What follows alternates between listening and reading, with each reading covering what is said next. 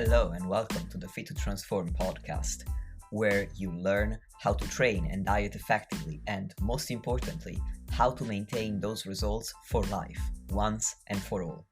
I'm Nikias Tomasiello, a transgender training and nutrition coach working online with anyone who's ready for a true lifestyle transformation, anywhere they may be in the world. As a friendly reminder, any and all information provided is for educational purposes only. You should consult with your doctor before implementing any changes to your diet and exercise program. With that disclaimer out of the way, thank you for being here. Now grab yourself a cup of tea or pre-workouts and enjoy. Yo, welcome back to the podcast, dear listeners. Today I have part 2 of my interview with Steve Hall, because last time we talked about training, whereas this time we're going to talk about how his thoughts on nutrition have changed over his years of bodybuilding and coaching. So, Steve, since I've reintroduced you the last time, I'm going to go straight into the questions this time. And my first one for you is going to be, how did your thoughts change about food choices specifically over the years? Yeah, great question, because that's changed a heck of a lot.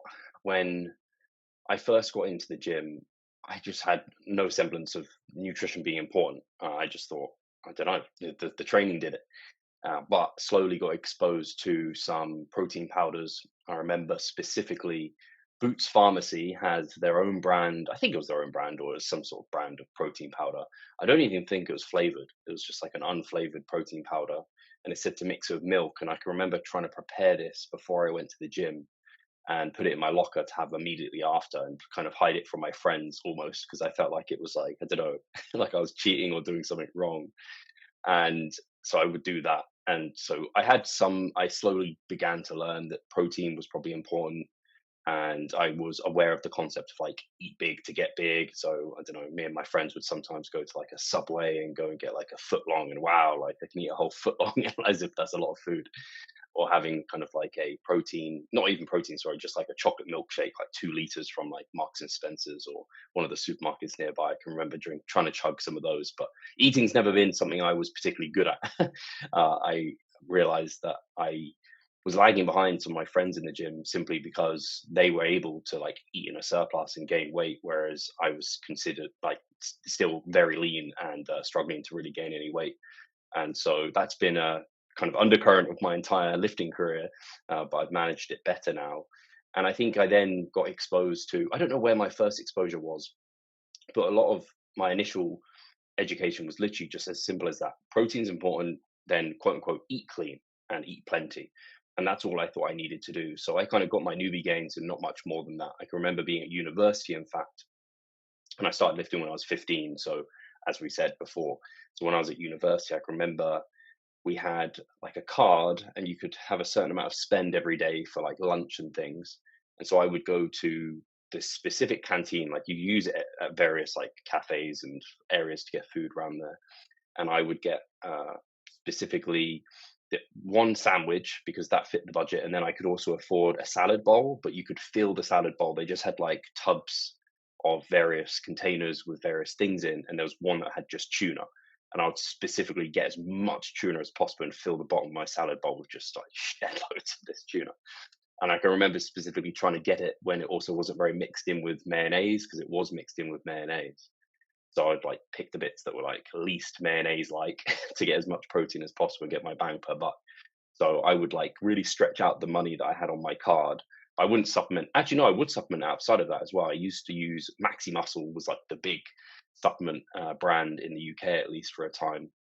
So I used to have like a shake in the morning with that before I went to the gym, and then come back. And I remember going to my canteen. I'd get maybe some Weetabix and some boiled eggs and remove the yolk, because obviously I don't want the fat, obviously, right? And I can remember doing that for a time. And then obviously I'd have that lunch, and then the dinner was just at the canteen, whatever they had. I remember one time going to it, and this is how nutritionally ignorant I was. I thought mushrooms had a lot of protein. So I remember particularly like picking the vegan option that was like, or vegetarian probably at the time. Vegan options weren't really a thing then. It was like a mushroom stroganoff. And I remember having that and being like, like, I wonder how much protein that has. Like, I know mushrooms have a lot of protein. And I looked it up. I was like, oh my gosh, I did not get a lot of protein in this meal.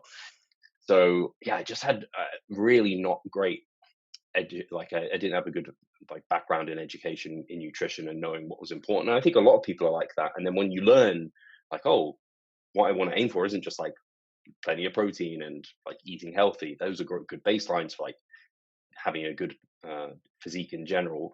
But to take your physique to the next level, you need to make sure energy balance is in place, and then macronutrients are in the right place, and then nutrient timing, much finer detail, like working your way up that pyramid as per Eric Helms' muscle and strength pyramids. So yeah, it wasn't until I actually had my accident where I lost tons of weight in hospital and then came back to training where I was like, man, I want to rebuild this. Like, I lost a lot of weight. I want to, and muscle mass. I want to rebuild this in some sort of intelligent manner. So I started to do some research, and I found on one of these websites that I buy supplements from, like the whey protein powder, I found they had a forum. And on that forum, there was a bunch of like education and people talk to one another. But it was, now looking back at it in hindsight, it was very outdated to now. And there was lots of like quote unquote bro science. And it was like heavy bulking diets. I remember a guy wrote me some sort of meal plan, and it was just such a high amount of calories. And then I had it in my head out of hospital, I needed to be gaining rapidly. And I was like, hey, if I eat just clean food, quote unquote clean food, I'm just going to gain muscle mass and not fat, because there are specific foods that make you fat. And I just Mm. didn't have a sense of the calorie surplus being the determining factor of that. So I gained a lot of weight, not in a great way. And I had a meal plan. And I remember, I think I'm on high protein now. I'm working with Cliff Wilson at the moment. He has a preference for high protein, and it's around like 240 grams.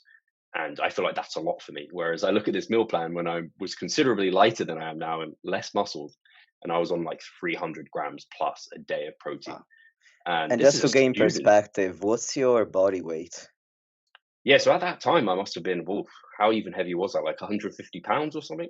Okay, so that was like twice your body weight in pounds. Essentially, I think that's probably what I was aiming for, is like 2 times my body weight in pounds, which obviously we know even 1 gram per pound is pretty decent, and we may even be able to get away with less than that. So it was, yeah, an incredible amount of protein. And I'd love to look back. I need to look back at that diet and be like, where was I getting it all from? Because it must have been expensive to get it. Because even now I'm using quite a lot of protein powders.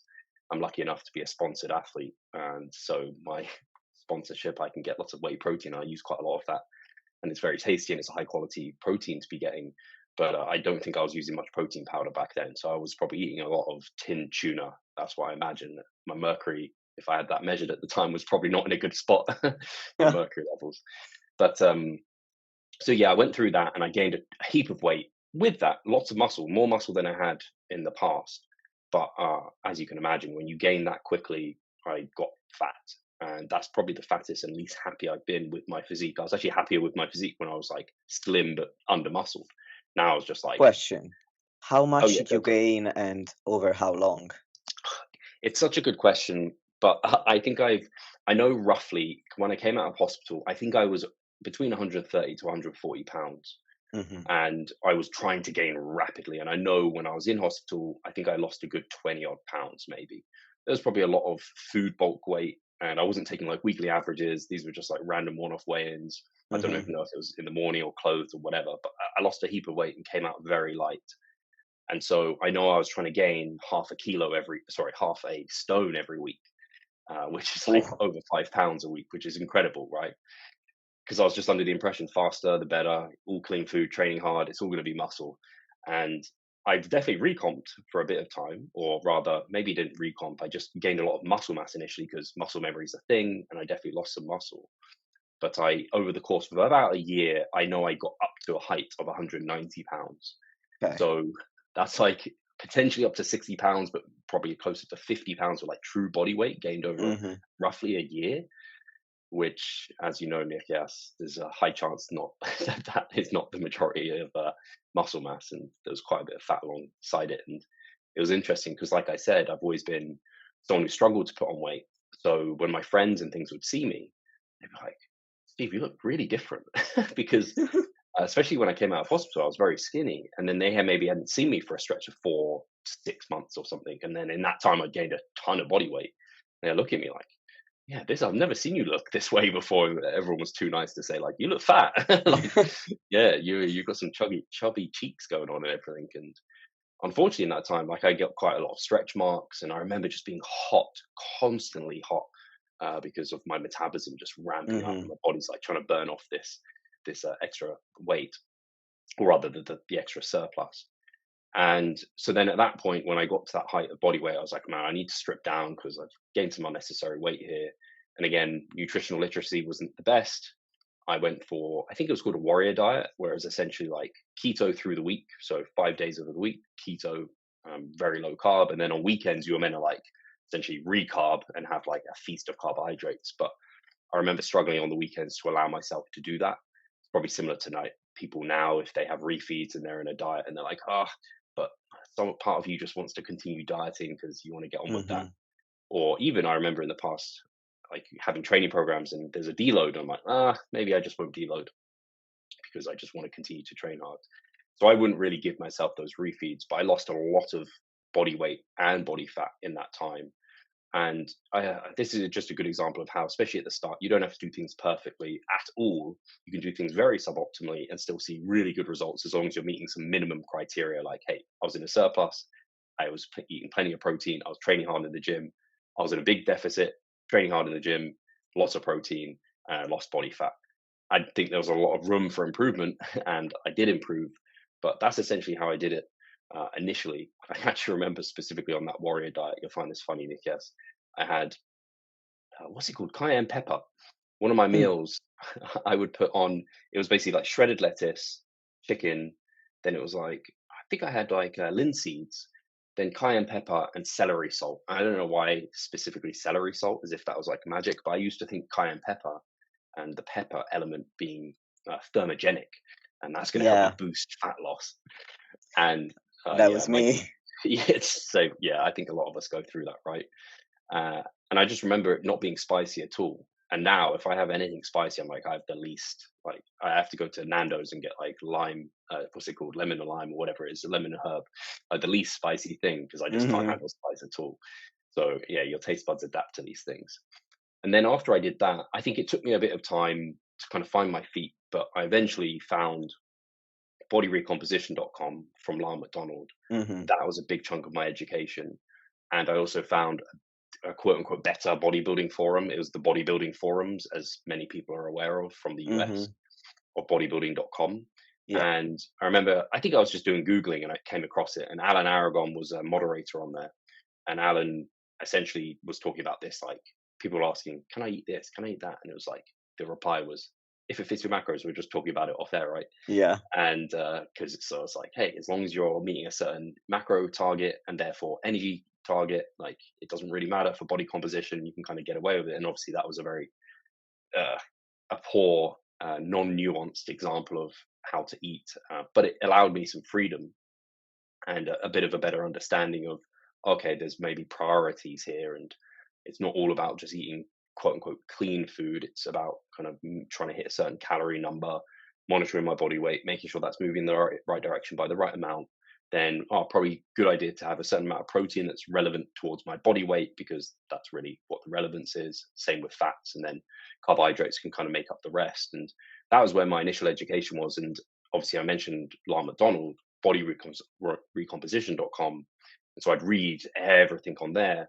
And he had a book, Flexible Dieting. And so I can't actually remember reading it, but I'm pretty sure I must have read it. And because ever since essentially reading that book, flexible dieting has been my philosophy, as it were.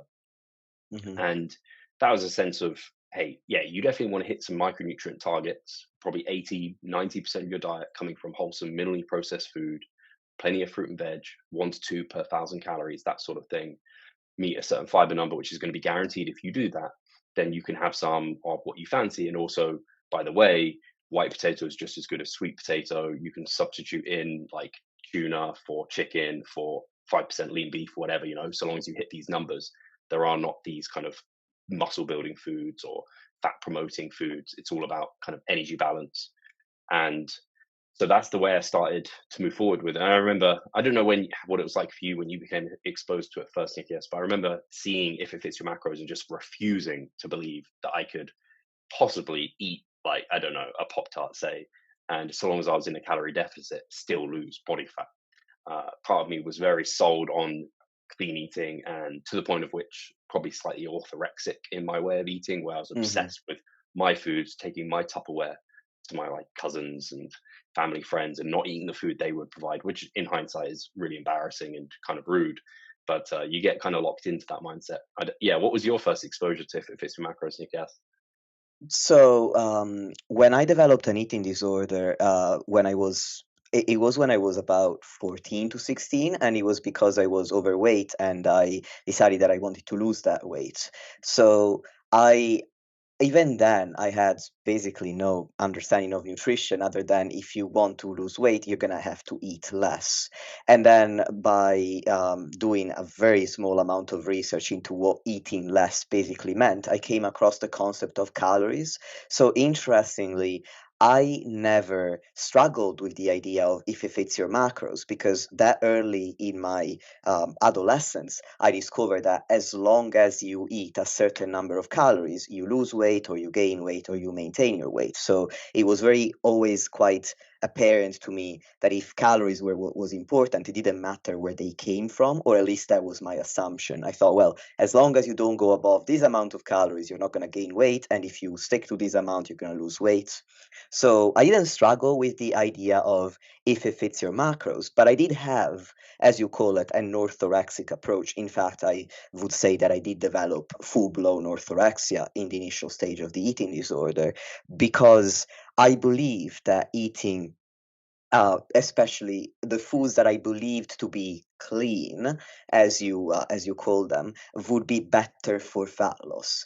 I don't know how I thought that what the mechanism would have been in my head. Probably there wasn't. I probably just thought, well, everybody says that you need to eat healthy to lose weight, so that means so in my head that meant then I'm not gonna eat anything but what I consider to be healthy food. So I wasn't really worried about if it fits your macros, not agreeing with the concept of calorie balance.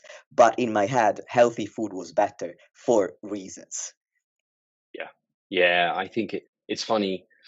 I've gone back and forth with this in terms of what's better to be exposed to first, like the idea of wholesome, minimally processed foods and Hmm. prioritizing those and building nutritional kind of your nutrition around that, or starting off with calories and trying to hit like a certain calorie target. And really, I think we've identified that they kind of need to be coupled. Otherwise, Yeah. it can just put you into a focusing on the wrong things. Essentially, with both of them, you can get to too far of an extreme.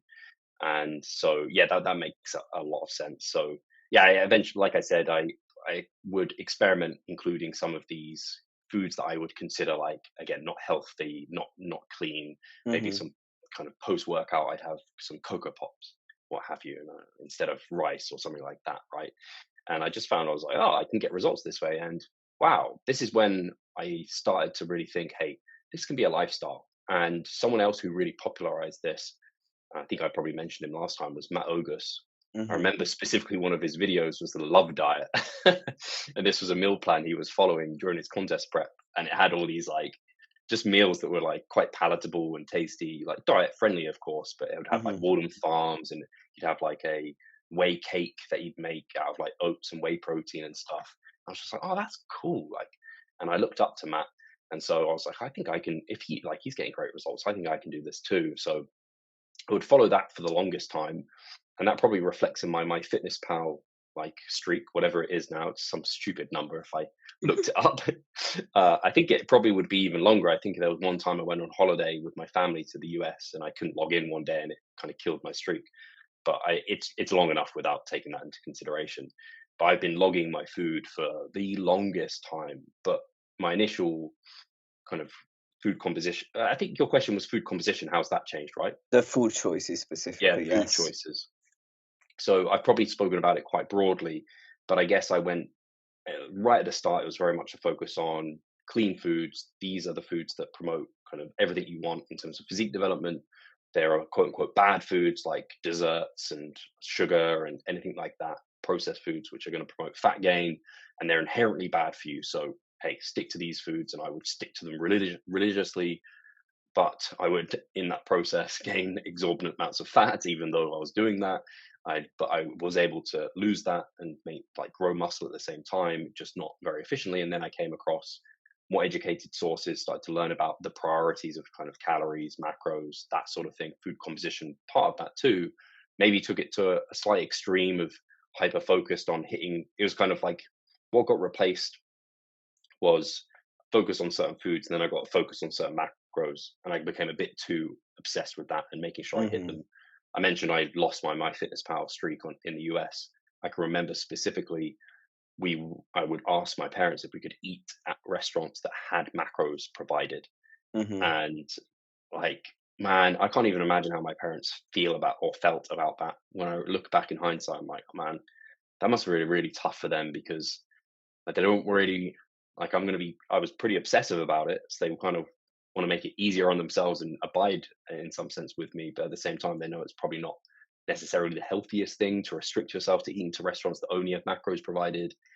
And yeah, in hindsight, it's just hindsight's 2020, right? Look back and I'm like, man, I Yeah. wish I could have been more flexible and more free and just enjoyed that time. And I mean, it's just been an evolution of continuing to use flexible dieting, but being actually flexible in my approach and not putting macros on a pedestal, certain foods on a pedestal, or anything like that. And having a much more holistic approach where I kind of talk about it and people talk about it like a dimmer switch, when I'm not like 100% dialed in. Very rarely I'm like that, where I'm like sticking to the meal plan very meticulously, but I'm also not ever off completely. If I'm on holiday, I'll still have an eye on protein and things like this, but I don't have to be tracking it in the same way as I would when I'm like in a diet phase, for example. So I move Mm. through periodically in accordance with my goal and my environment, what makes sense, and only be as strict as I need to be versus just always being 100% like focused on that target. So yeah, I guess that's in somewhere description of how my eating behaviors have changed over time. Yeah, it sounds like you started without really an understanding of what you needed nutrition wise. And then when you first got into it, you went through quite an obsessive phase. And then over time, you've realized that more and more flexibility is not only allowed, so to speak, but also potentially it benefits you because it sounds like you now feel a lot more free and a lot less stressed about nutrition. Yeah, that's a great summary, and I think a really great way to summarize it even further is previously food would control me, and Hmm. now I control food, and Hmm. that's my relationship with it. Like, there's no food that I feel like has control over me, but definitely in the past, it would dictate my actions and where I'd eat and how I'd eat. Excellent. And your mention of cycling through the dimmer switch approach, depending on the phase that you're in, also leads me to the next question quite nicely, which was, do you diversify your food choices or do you recommend that to your clients, whether you're in a surplus or whether you're in a deficit or at maintenance?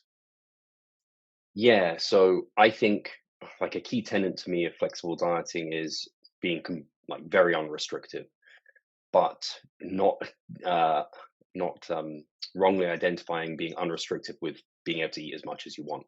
You can Hmm. eat any food, just maybe not in the quantities you always want to. So I think an easy way for people to analogize or to think about this is to use the analogy of money. It's just like, hey, if you've got a huge income, then yeah, you can probably spend it quite frivolously. It's not as important. Whereas when you're on a less of an income, you have a much tighter budget. If you end up buying something that's like frivolous, you might not have enough money to buy the essentials. So I think looking at your calories like a budget is wise. So I, I'm lucky and fortunate that I earn a good living in terms of calories, so I can have therefore more of a budget to spend on again more frivolous items if I deem, or I can have just more freedom and flexibility. Whereas that does change for me though when I'm in a surplus. It's much more free as I get tighter and tighter. My budget restricts. Then I have to be more and more restrictive over time, and that's the way I conceptualize it with clients too. And I do focus on that 80 to 90% wholesome, minimally processed foods. Make sure you're definitely meeting fiber requirements, definitely getting in plenty of fruit and veg, um, and focusing on those healthier aspects. And once you kind of tick the boxes of those, I don't believe that you get a gold star for choosing something like extra healthy when you could just enjoy like a sweet treat or something. Hmm. I that sweet treat for a lot of people could be the thing that allows the diet to be sustainable for them. long term. So I encourage diversity in diets. In fact, I sometimes look over some of my clients' diets, and they'll be eating like a lot of fruit and veg kind of quantity, but it's not diverse. So they eat Mm, like, I don't know, a whole head of broccoli. They eat like 2 punnets of blueberries, and I'm like, that's good, but it'll be better if you could have like half a punnet of blueberries, half a punnet of raspberries, and an apple, and mhm. have like half a head of cabbage. Sorry, could be cabbage, whatever it is. I was going to say cauliflower. That's actually a head, I guess. Half a head of cauliflower and half a head of broccoli. Like have diversity, a range of colors and things like this within the diet as well, because I do think that's ultimately really important for health and well-being. Which, if health and well-being is in a good place, that's going to promote better physique progress, better Mhm. ability to recover in the gym and progress and things like this. So yeah, I definitely encourage diversity within diets, but it's also something people have to feel out for themselves. And uh, in a sense, a really good way of thinking about this is the hedonic staircase. I think Mike Israel kind of coined that term, where you can get a more and more palatable the bigger your budget and the longer you've been spending that way. Whereas, and as you step down into a diet, you want to slowly reduce it. I think people get into trouble when they go from, like I say, a cut into a mass, and there's something like, oh, I have 1,000 extra calories to spend, and they just spend it all on something super palatable, and then they're like, man, I'm starving. It's like, oh, or they overeat because it's just so hyper palatable that it leads to an overconsumption of food, and that you just need to stepwise yourself back into that. Similarly, if you start a diet and you just like, reduce the palatability to zero and stuff yourself with high volume foods, you're probably going to feel pretty gross off that as well. And it just becomes more sustainable to stepwise yourself down into those positions too. So it's individual for sure, person to person. uh, there are people who you can give them a small amount of, say, that you can give them literally a cookie or half a cookie, and they can eat that and be like, nice, and they can get on with their day. You can do that to another person, and they'll be like, where's my next? Where's the next? And they're going to go out and buy all the cookies and overdo their diet because they can't be trusted yet with that. And for that person, the thing I see sometimes suggested is just like, what's it called? Out of sight, out of mind. And I think for short term situations that can be fine, but I don't want anyone, just as I mentioned previously, to be controlled by food. I want everyone to have the power to be like, hey, I can manage the amount of that I eat, versus being like, no, I just can't. I can't handle myself around that. I eventually want them to get to the position Mhm. where they feel in control of everything. Hope that makes sense. Yes, it does. What I hear you say is that you encourage flexibility while also taking into account the size of what I call your calorie budget, whereby the way I conceptualize it is if we want to get in the minimum requirements for health, nutrition wise, it's easier when you have a larger calorie budget, and it gets progressively harder as the calorie budget decreases to a point where, and when I say harder, I mean you need to make more choices that are health promoting and fewer choices that are the foods that you fancy, that 10 to 20% that you've mentioned, that are more highly palatable, more processed foods. So basically, the smaller your calorie budget, the fewer of these highly palatable foods you're going to end up having if you want your diet to be health promoting and to be satiating enough in a deficit. Absolutely. That's where you can get into trouble with if it fits your macros, right? Where, I don't know, for breakfast, you're like, oh, yeah, I fancy some Pop Tarts and I'm going to have a whey Yeah, protein shake and I don't know, or a milkshake. And then you're like, oh, shit, I've got 100 calories left for the rest of the day. Don't know, I'm not going to exactly. maintain that. Or even if you do have a sizable amount of calories, a Pop Tart isn't as satiating as a bowl of oats and some fruit. So are you going to be able to tide yourself over to your next meal, even if you have plenty of calories left, with a Pop Tart? Yeah. Yeah, absolutely. I think the way of envisioning it like a budget works really well. And so it's something some people have to just go through and experience and then you learn. Mhm. Uh, and the other thing that I try and deter people from is like hoarding. I don't know if you ever did this, Nick, yes, when you were trying to meet a certain calorie number and you're like, but I want to eat X food and it's very calorie dense, so I'm going to make the rest of my day really restrictive. Yeah. That tends to be quite unenjoyable for a lot of people too. I try and get them to like a healthy relationship with food is where I'm trying to get to, where food doesn't stress them out. They're not doing anything extreme with it. I agree. One mistake I used to make in my coaching practice was I used to suggest, hey, if you have a meal out or a meal that's higher in calories, you can borrow calories from other days. I wouldn't recommend going above 10 to 20% of calories from any given day. But I think I didn't adequately stress that you didn't want to get to the point where you felt like you were too hungry on the day of, because even if you borrow calories, if you choose the highest calorie meal that you possibly can, because you're making the effort of saving calories on the day, the rest of the day, you're still going to have to restrict your food quite substantially. Whereas I've moved away from that now to where I will say, even if you're saving whether you're saving calories or not from other days, you don't want to be starving on any given day, and on the day of, wh- preparing for the meal is not an excuse to choose the most highly palatable, highest calorie meal that you possibly can, because then what you're doing is you're doing planned starvation and a planned binge, and that doesn't foster a healthful relationship with food. Yeah, I've done exactly the same, and I more and more advise like because clients will often bring it up too because they're aware that hey, weekly average calories are most important here, so can't Yeah. I budget for it?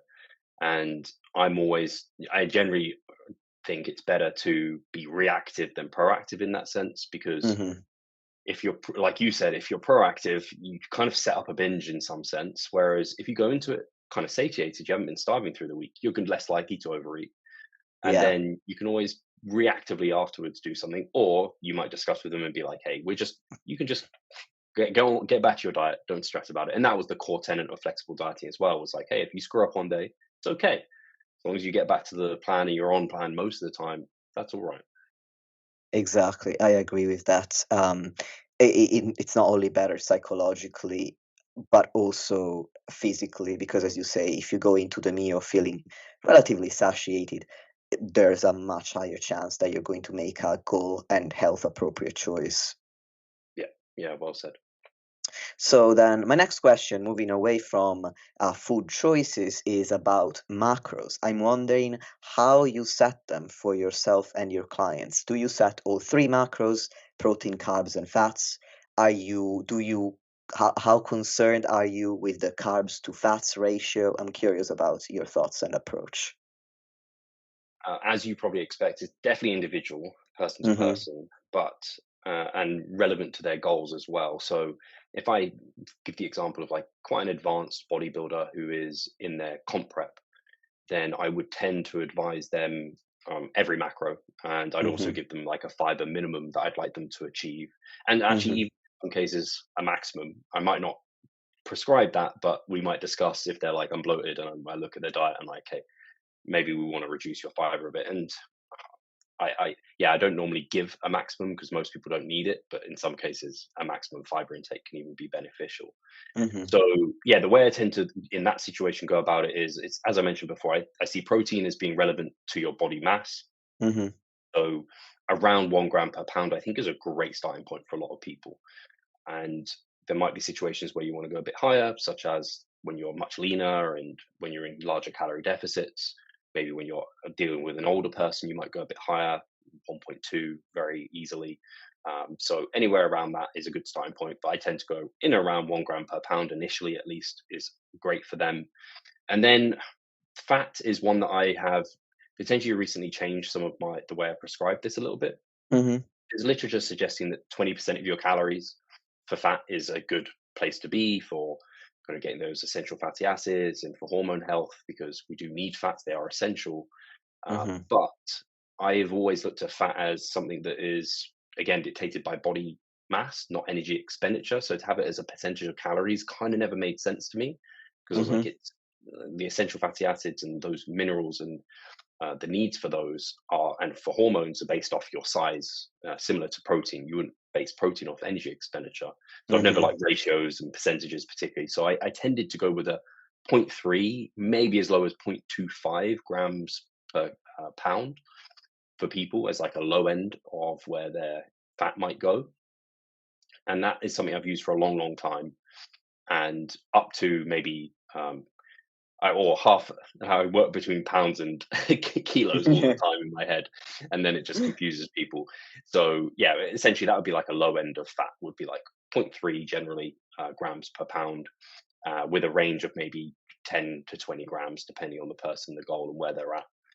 And then the rest would be through carbs. Carbs, again, not dictated by body mass, but more relevant towards expenditure, because Hmm. carbohydrates are fueling, again, what like activities, our training, everything like that. They're not essential for our health in some ways. I guess you could argue like where carbs come from, plants, and that's vitamins and minerals, but there's no essential need for them as such. Whereas Hmm. protein and fats there are. So it's not so much based off body weight. I don't think body weight makes as much sense there. However, with fat, as I said, sometimes that number doesn't make as good sense. If someone is quite large, then doing kind of zero point 0.3 grams per pound can end up their fat can be actually quite high.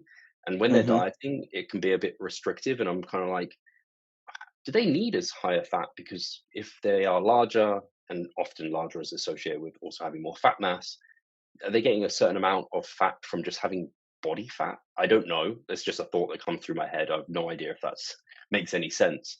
But they have a lot of fat on their body that they can be using. I don't know if they can use that for some of their hormone health and things like this. I don't know if it can be used that way.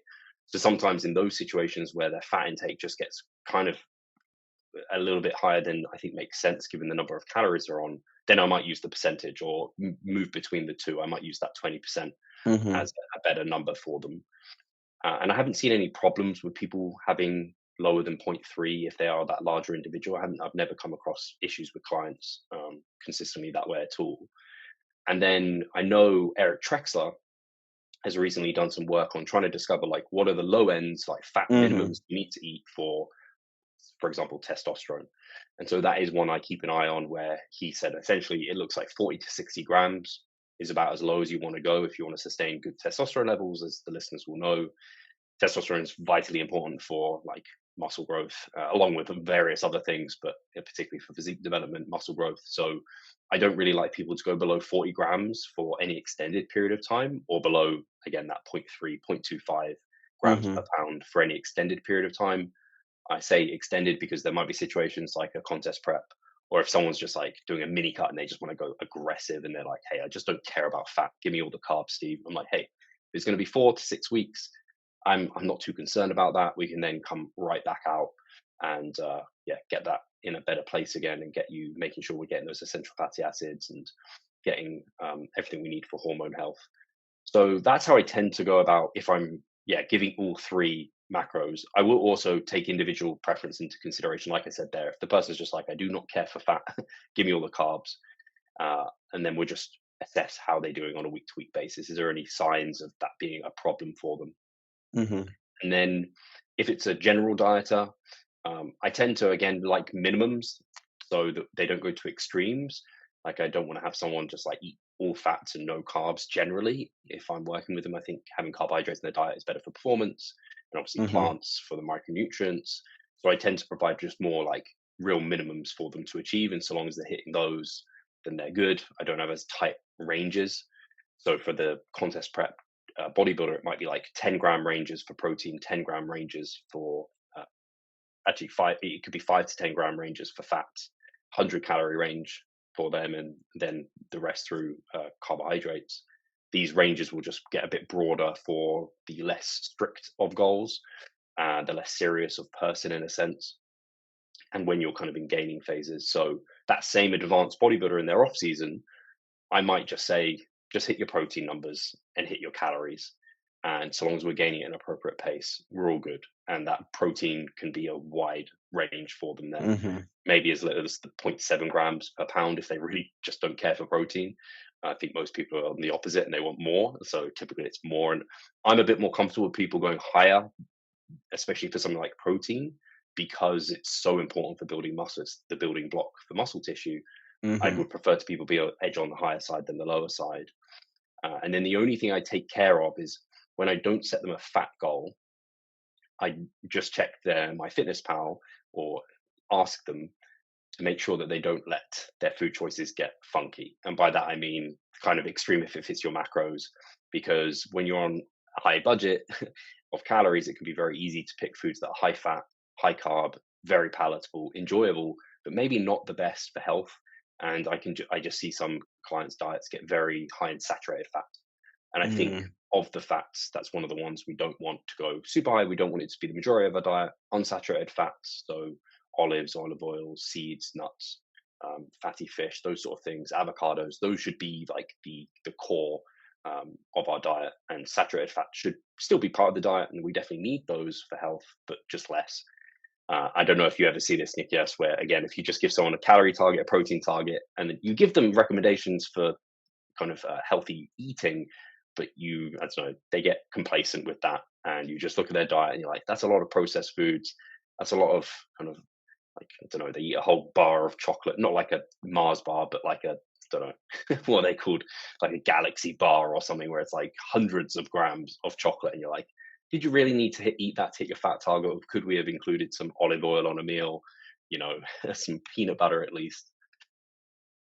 yeah, I have when I start with a new client and we use calorie tracking as one of our tools, I show them how to send me a friend request on MyFitnessPal so I can see their diary. So in the beginning, I check it quite regularly to help teach them how to create their own style of a flexible and balanced diet. And then every now and again, I'll take a look to see how things are looking, and I will bring up if something looks funky, as you say. Yeah, yeah, perfect. That's exactly the way I think about it too, because I think it's similar to, it's so easy as a coach. This is just like kind of a tangent, I guess, but you see coaches, they'll just provide like a PDF program Hmm. and they just tell their clients to get on with it. They never check form videos or anything like that. They never really ask for feedback. And so they're just hoping that is kind of working, and they're leaving their clients their own devices. Same with diet. A lot of coaches will just provide, here are your macros, get on with it, and they don't hear if their client's struggling, or like if their client feels good, and they don't check what they're actually eating. Whereas I see it as part of our job, Nikias, and you do. It sounds like you do a great job of this. Like actually checking. Like I'm not only telling you your macros and giving you broad recommendations for food selection, but I'm going to check actually if you're doing a good job yourself, because some people might think they are, but in reality they could see a big improvement. I agree with you that that's an important part. If you want to be what I think of as an effective coach, at least one of my goals is to help my clients feel different, not look different, and that's it. Because if you all you want is to look different, then yes, you could just, hit your calories and hit your macros however you want, and whether you're suffering or whether you're feeling really good, you're gonna get some form of results. However, I also want my clients to experience what I call, maybe in a cliche sort of way, a lifestyle change where they actually thrive. They go from feeling like they're not really properly taking care of themselves to actually feeling like they look after themselves, they have energy, they have a good mood most of the time. And if it's not because of food or lack of energy. I want them to feel a change, even if whether they see a change in the mirror or not. Yeah, I think that's so well said. Because even if you get people training in the gym better and eating food, like eating higher quality foods, eventually it's gonna come out in their physique anyway, and certainly they're gonna be feeling better very Exactly. quickly. So I think that's awesome that you do that. But yeah, it's all too easy for coaches not to do that, and I think it's because essentially I think they probably take too many clients on, because it does take time to delve into these things and ask questions to make sure that clients are doing what they need to be doing really to see the results they want.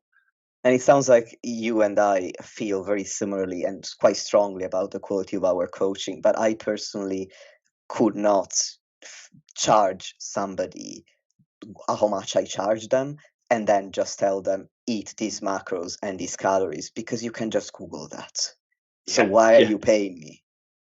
yeah. Or at least use Macro Factor, or like an app that gives Exactly. you some quality numbers and will adjust it for you. But yeah, yeah, very well said. And that way, also, I'm sure you do this too, where you can identify maybe there's certain foods that just people are slightly intolerant to, or Mhm.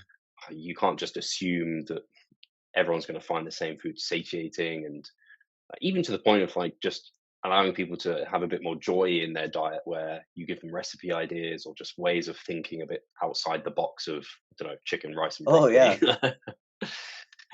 But yeah, also that, I think I broadly answered your question. A lot of the people I work with, because I think it is relevant, are either competitive bodybuilders or Hmm. people who take it to that same extent but don't compete, or Hmm. people who keep up to date with the relevant literature and are quite serious about their goals, but a more general pop, but they're Hmm. certainly not your average individual walking down the street.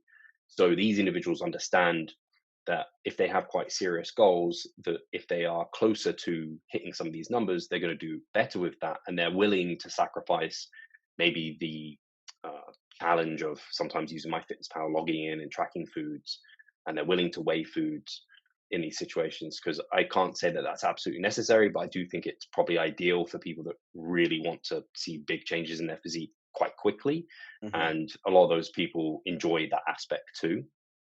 But there are, even with these people, times at which I will say, like, hey, don't worry about having to track here. Go and test your ability to be mindful and use appetite control and like eyeball things where, again, you go on holiday.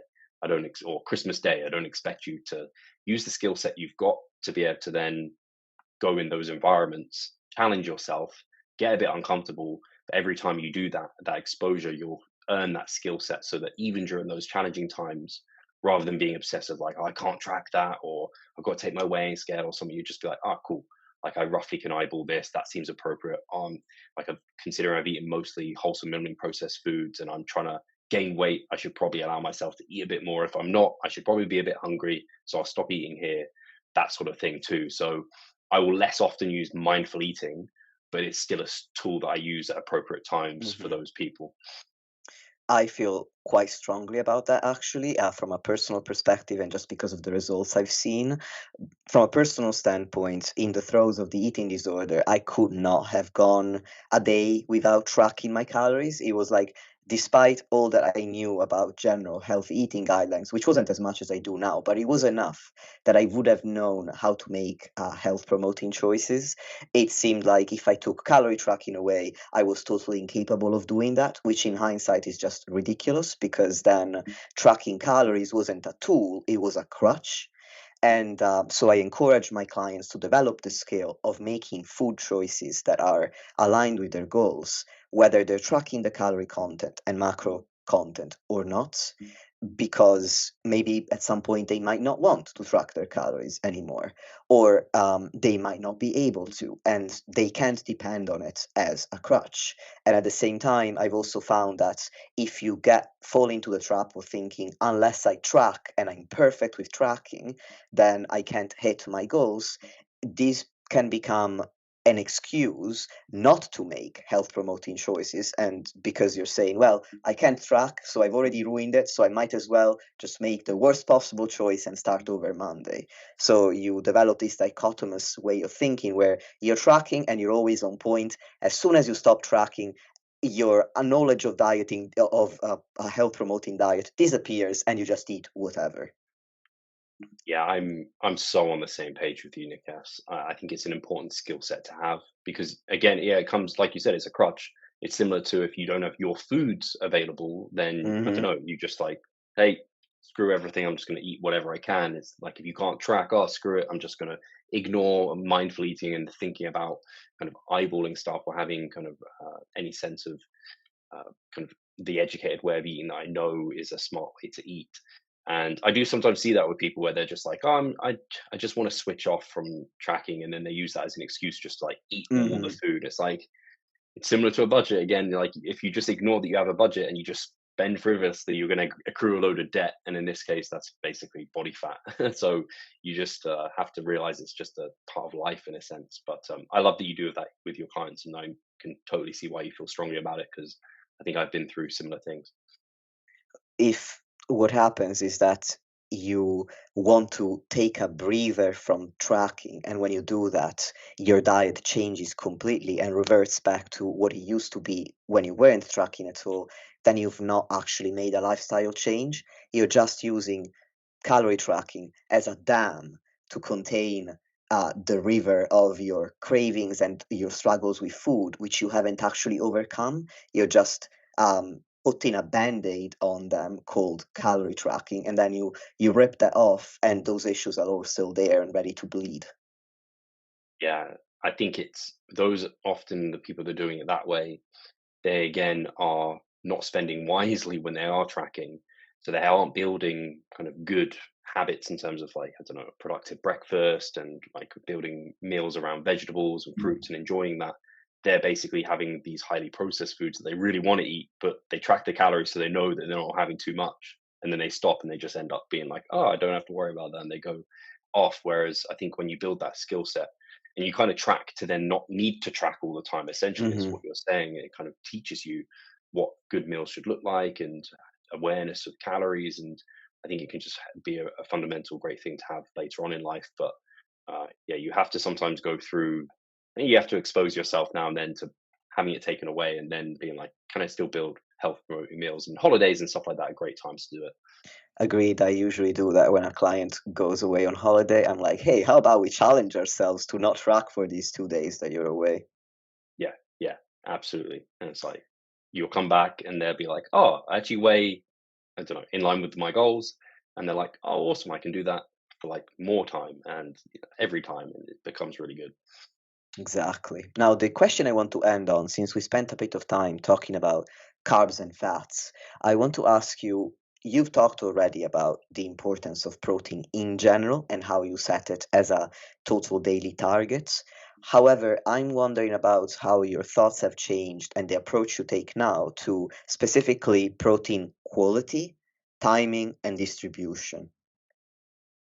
So, yeah, if I go for quality, first of all, Hmm. I think so. This has been something I've not had a great answer for a while until I think I heard Menahensmans bring it up where within the literature, obviously they report numbers of how much protein you should eat per like body weight. So Hmm. point 0.7 to 1.2 or what have you per pound of protein should maximize muscle growth.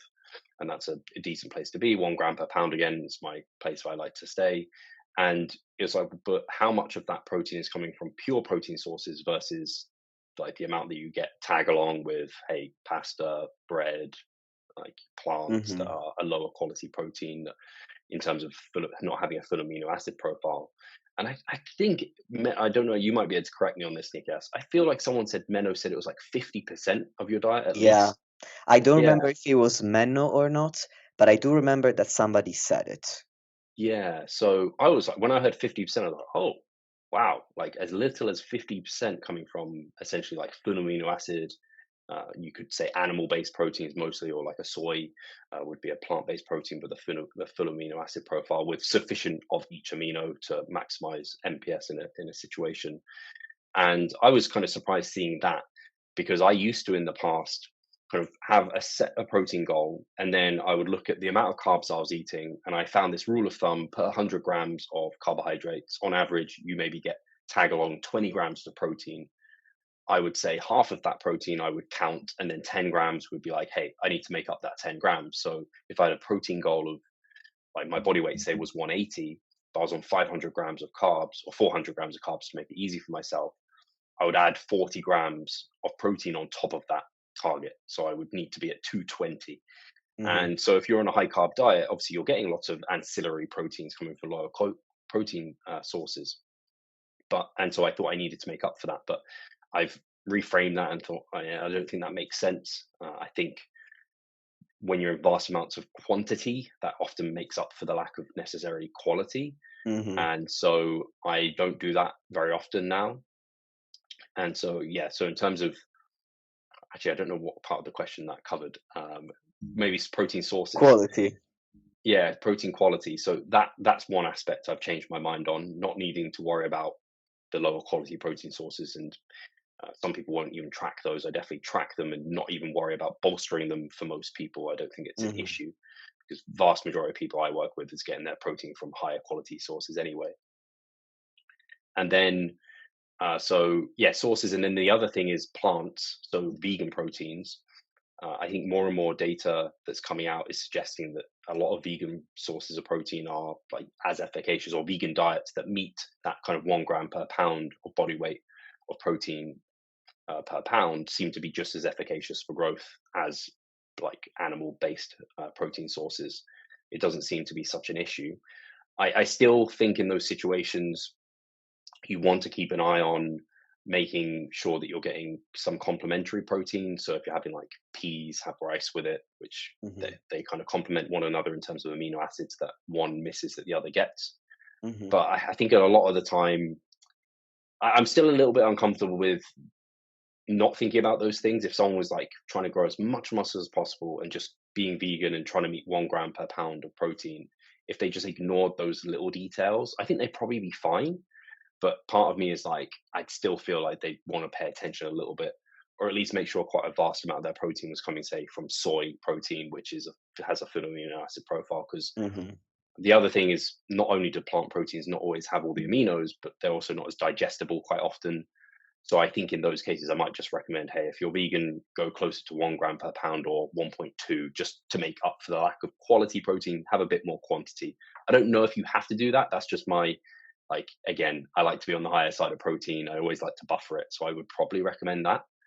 I don't know how vegans do it, because I think they get used to a really high fiber diet. Because I know if I go above 50 grams of fiber at the moment, my digestion is, I'm bloated. I don't feel good. The next day I'm a bit blocked up, or it's like, it's just not as good. And I know if you're eating a high protein diet as a vegan, your fiber is just getting really high, unless you're having a lot of protein powders, which probably still have quite a bit of fiber in them too. So Hmm. anyway, that's a tangent.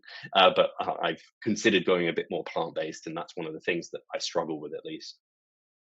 And then, so you said, did you say timing as well? One of them? Timing and distribution. Yeah. So timing and distribution, I think they kind of go hand in hand in many ways. Hmm. So yeah, I used to, for the longest time, I think a lot of us have been under this sort of thought that there might be a need to spread it through the day and only not exceed certain amounts, because if you have more than that, it just doesn't seem to promote MPS anymore. So we're not promoting muscle growth anymore, and the rest is not wasted, but it's not promoting muscle growth anymore, and we're better off spreading it through the day. So I'd look at something like, intermittent fasting, where you have one protein feeding in the day, as definitely suboptimal, because it's breaking nutrient timing rules. And I still think that probably is slightly suboptimal. But given the lay of the land of research, there was this kind of disagreement between, you need to have 20 grams was generally the rule of thumb, but 20 to 40 grams of a high quality protein to maximize MPS. And then you'd want to then not have that for a period of time to allow that refractory period to pass, 3 to 5 hours, then have it again. And then maybe have between like 3 or 4 to 6 of those through the day, and you maximize MPS. But that never seemed to sit right with a lot of people, because it's like, well, that then assumes everyone needs the same protein intake. Like, what about a smaller female, or like a larger male, and like they set their protein per pound, and so how does that then work for them? So it was like, fundamentally didn't quite make sense with the other literature we have supporting the amount of protein you need to hit by the end of the day. Then I had uh, why have I forgotten his name? No, Your Tromelin? Jon Tromlin, that's the one.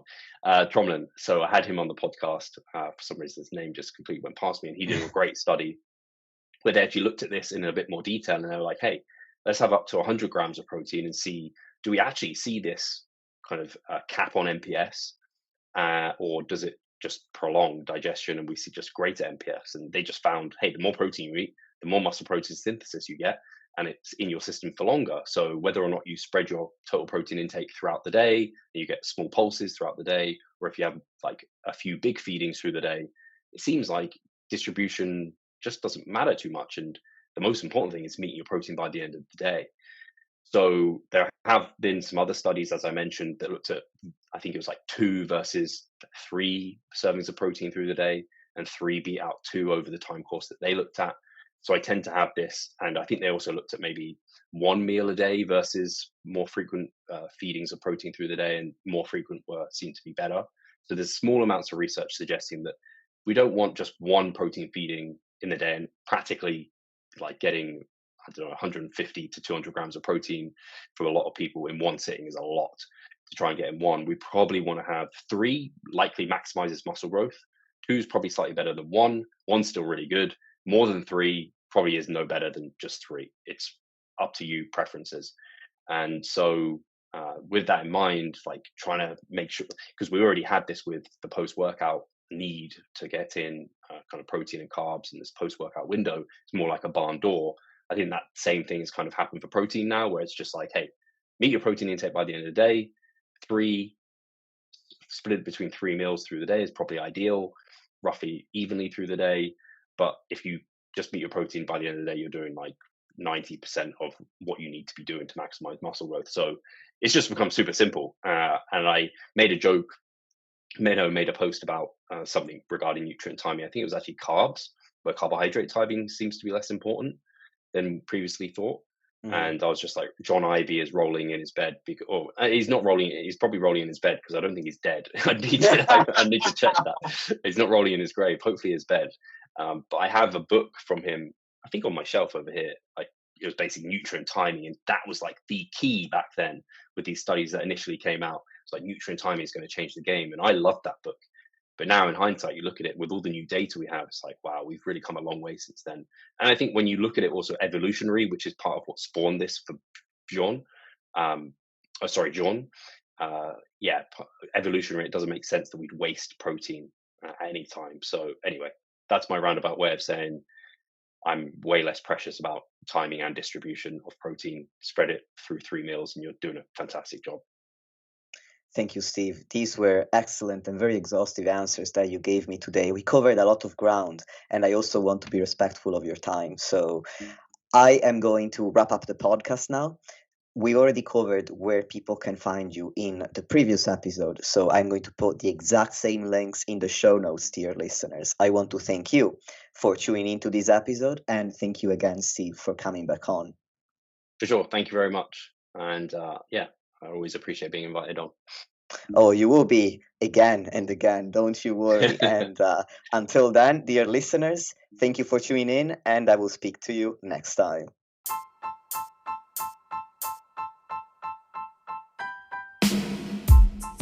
Lastly, if you want to support the podcast and help me reach more people, please leave a 5-star rating or review on any podcast platform that you're using. Thank you very much for listening, and I'll speak to you soon.